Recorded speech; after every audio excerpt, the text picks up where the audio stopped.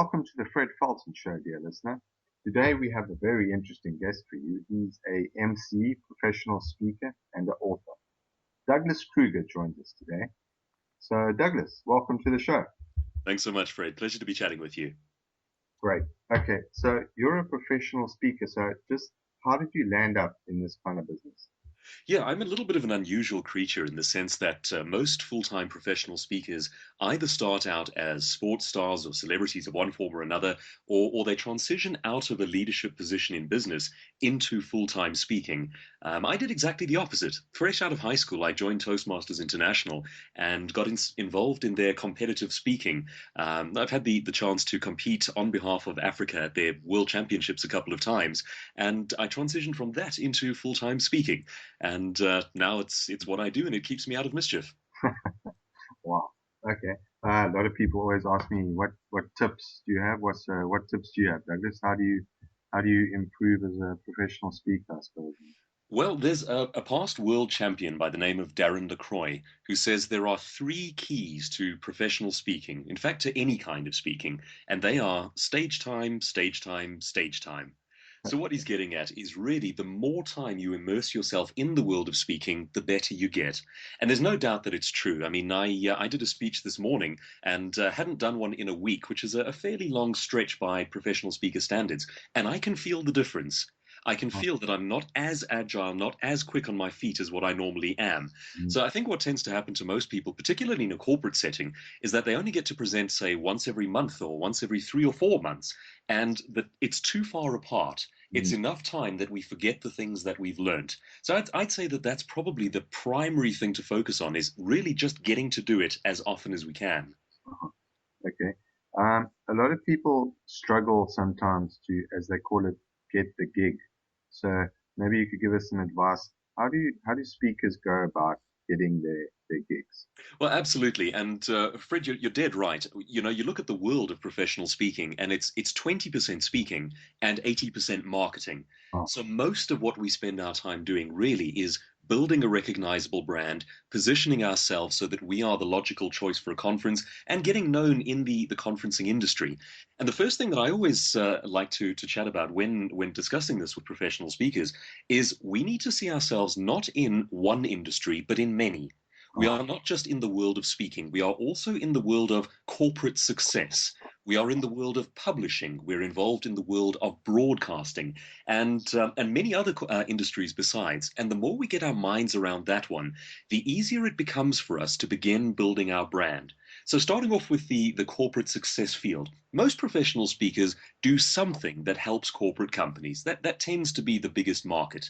And when we understand that that's the goal initially, we're already designing what we do from a perspective that helps companies and creating a big market for ourselves. But thereafter, it's a case of positioning ourselves to become known. You can be a technically brilliant speaker, but if you're unknown, it becomes irrelevant. And on the other side of that scale, unfortunate but true, you can do a lot of, say, advertising and SEO, and you can be outbooked, or you can outbook some of the technically more proficient speakers. mm, So the advertising, the marketing really is a big deal in our world. okay. And just explain now marketing. What does that mean? How does a speaker market themselves? Okay, there are a number of ways in which you can go about that. For myself, the primary one is writing articles. I find that that's a great way to get myself in front of the right decision makers, the right audiences. I write for a number of different publications, all business related, things like Entrepreneur Magazine, Sales Guru. Once managed to get myself into Forbes South Africa. And all of these things are they are free value ads for the readers of the publication, but they're also a form of advertising for you. So it's classic PR. And that's the model that I like to use. But now, what I always advocate is getting as much mileage as you possibly can out of one idea.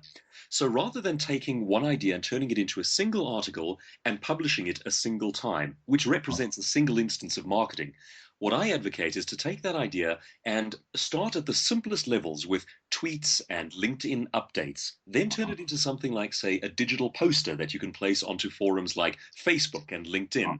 And beyond that, turn it into the full scale blog and article. And then once you've gotten the article published, try to go ahead and get onto things like radio stations based on the success of the article.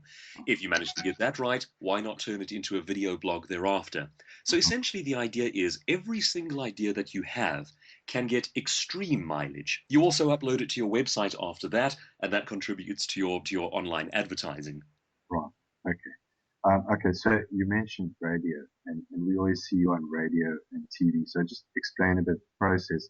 How does one get on radio and TV? Yes, broadcasting is incredibly powerful, and it's actually easier to get onto most shows than we tend to think. It starts with a little bit of courage, Fred. I've often heard speakers say that they simply don't have the guts to approach a radio station or a TV station. Well, I'm afraid we have to promote ourselves. It's our Yeah. primary job. As the speaker in the United States, Alan Weiss, says, if you're not banging your own drum, there ain't no music. So it begins with the courage to approach these stations. But thereafter, it comes down to how skillfully and how tactfully we do it.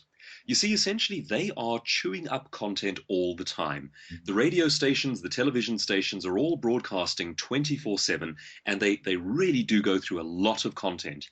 If we can approach them with content that is useful and relevant to their viewers or to their listeners, and that in some way adds value to their lives, there's a very good chance that we can get onto the show.